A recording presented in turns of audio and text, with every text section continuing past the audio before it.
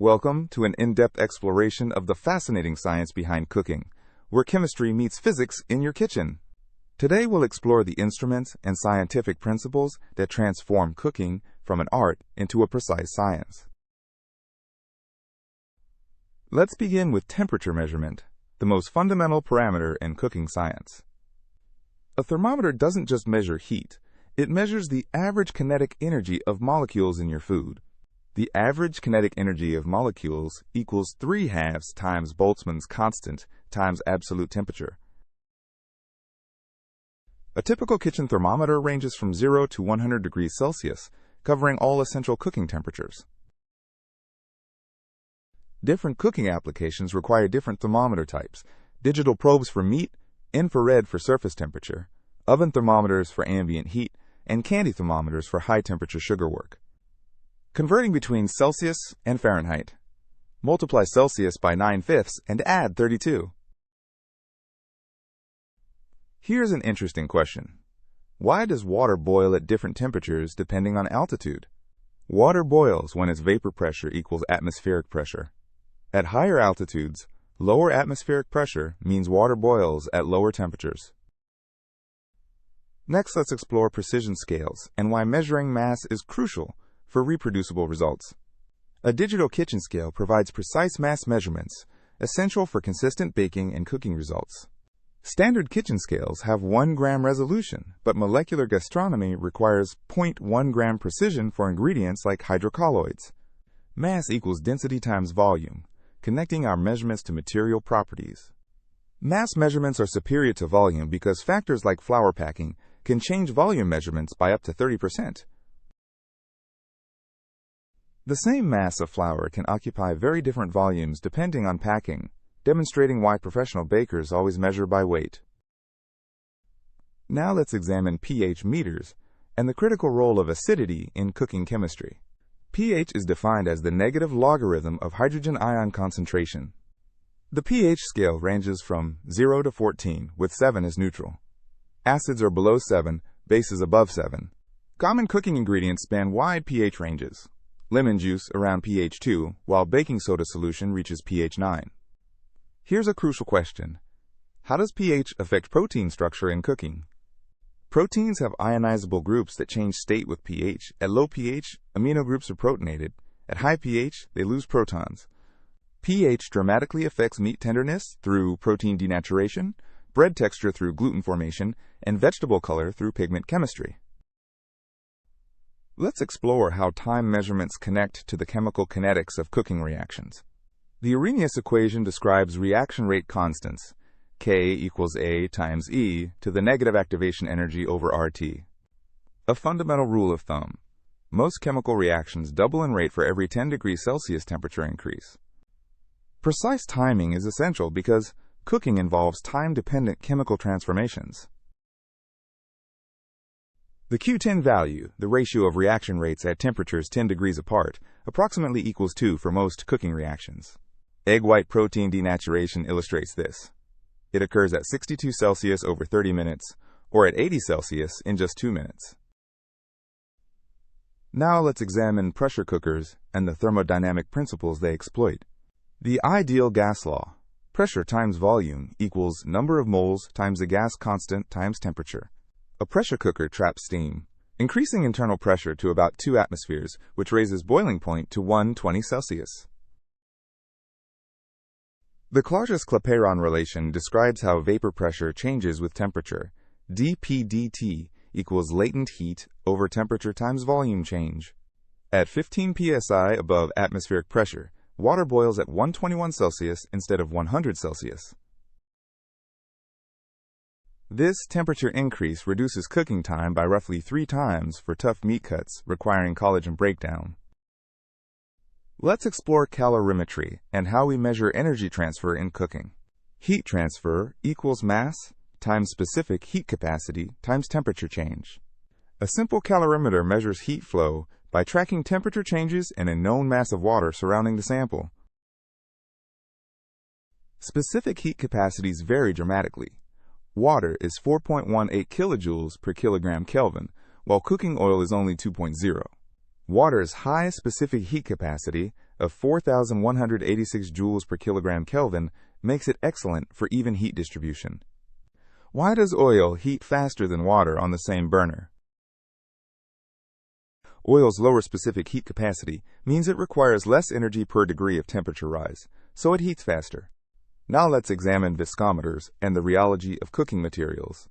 Newton's law of viscosity. Shear stress equals dynamic viscosity times velocity gradient. A simple viscometer applies shear force to measure how easily fluids flow, critical for sauces and batters. Viscosity spans huge ranges. Honey at 10,000 millipascal seconds, water at 1, olive oil at 80. Apparent viscosity equals shear stress over shear rate, defining a material's resistance to flow. Many cooking materials are non-Newtonian fluids, whose viscosity changes with shear rate, like ketchup, egg whites, and melted chocolate. Let's explore refractometers and how they measure sugar concentration through light bending. Refractive index equals speed of light in vacuum over speed in medium. Light bends when entering a denser medium, and the amount of bending depends on sugar concentration. Snell's law, N1 sine theta 1 equals N2 sine theta 2. The brick scale measures percent sugar by weight, essential for making jams, syrups, and confections with proper texture. Degrees bricks approximately equals percent sugar in solution. Jam sets properly at 65 bricks, while softball stage candy requires 85 bricks concentration. Now let's examine how spectrophotometers measure color changes that indicate chemical reactions. Beer-Lambert law. Absorbance equals molar absorptivity times concentration times path length. Light passing through a sample is partially absorbed, and measuring this absorption tells us about concentration and chemical state. The Maillard reaction produces brown pigments with characteristic absorption at 420 nanometer wavelength. Anthocyanins in red cabbage change color dramatically. Red at pH 3, purple at pH 7, blue at pH 9. Let's explore texture analyzers that measure the mechanical properties determining food texture. Stress equals force over area, measuring the intensity of applied force. A texture analyzer applies controlled force while measuring deformation, quantifying properties like hardness, brittleness, and elasticity. Strain equals change in length over original length, measuring relative deformation. Young's modulus equals stress over strain, defining material stiffness. Fresh bread has a Young's modulus of 0.05 megapascals, while stale bread reaches 5 megapascals 100 times stiffer. Now let's examine thermal conductivity and how heat flows through food during cooking. Fourier's law. Heat flux equals negative thermal conductivity times temperature gradient. Heat flows from hot to cold regions, with the rate depending on thermal conductivity of the material. Copper has thermal conductivity of 400 watts per meter Kelvin, while stainless steel is only 15, explaining why copper pans heat more evenly. Thermal diffusivity equals thermal conductivity over density times specific heat, determining how fast temperature changes propagate. Why does metal feel colder than wood when both are at room temperature? Metal has much higher thermal conductivity, so it removes heat from your skin faster, making it feel colder. Let's explore gas chromatography and how it analyzes the volatile compounds creating food flavors. Gas chromatography separates volatile compounds based on their interaction with a stationary phase, allowing identification of flavor molecules. Compounds separate based on boiling point and polarity, with each flavor molecule producing a characteristic peak. Retention time equals column length over velocity times 1 plus the retention factor. Coffee aroma contains over 1,000 distinct volatile compounds, while chocolate has around 600, creating complex flavor profiles. Now let's examine differential scanning calorimetry, revealing phase transitions in food. Enthalpy change equals the integral of heat capacity with respect to temperature. DSC measures heat flow during heating, revealing phase transitions like starch gelatinization and protein denaturation as distinct peaks. Starch gelatinization typically occurs between 60 and 70 Celsius, while protein denaturation temperatures vary by protein type. Total heat required equals the integral of heat capacity from initial to final temperature. Let's explore water activity and its crucial role in food safety and preservation. Water activity equals vapor pressure of food over vapor pressure of pure water. Water activity ranges from 0 to 1, with bacteria requiring above 0.9, while dried foods target below 0.6. Below water activity 0.6, microbial growth is impossible, while above 0.85 enables bacterial growth. For solutions, water activity equals moles of water over total moles of water plus solute. Adding salt or sugar lowers water activity by binding water molecules, which is why they preserve food. Now let's see how these instruments work together in real cooking scenarios. All these measurements interact. Temperature affects reaction kinetics. pH influences protein structure. Mass ensures reproducibility, and time determines reaction completion. Making perfect bread requires controlling temperature for yeast activity and gluten development, pH for dough texture, mass ratios for structure, and time for fermentation. Food quality is a complex function of temperature, pH, mass, time, pressure, water activity, and many other variables. Sous vide cooking at 55 Celsius for 24 hours demonstrates precise temperature-time control, transforming tough collagen into tender gelatin. Collagen breakdown follows Arrhenius kinetics, with activation energy, around 55 kilojoules per mole.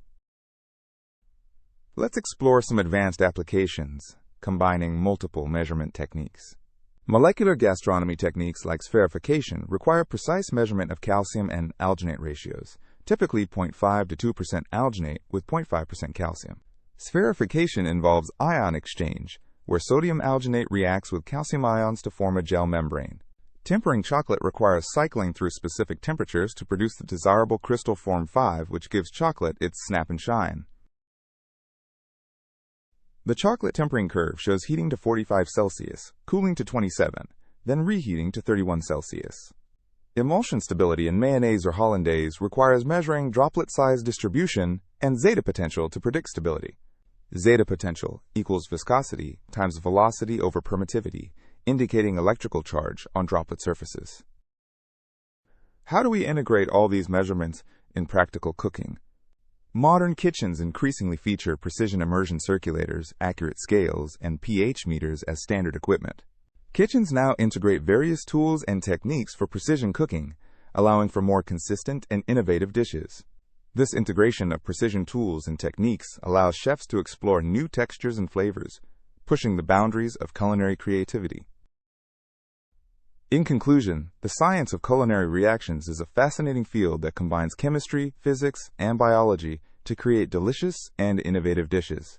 By understanding the underlying principles of cooking, chefs and home cooks can create new and exciting flavors and textures, taking their culinary skills to the next level.